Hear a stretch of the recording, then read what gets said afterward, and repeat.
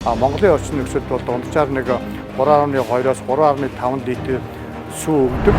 Монгол Улсын ерөнхийлөгчийн санаачилсан хүнсний хангамж аюулгүй байдал үндэсний хөдөлгөөний хүрээнд өнөөдөр Франц улсаас сүүний чиглэлийн 300 айлтан ямаа орж ирсэн байна. Хүнсний хөгжлийн хүрээнд улсын хурлаас 36 дахь тогтоол батлагдсан гарсан.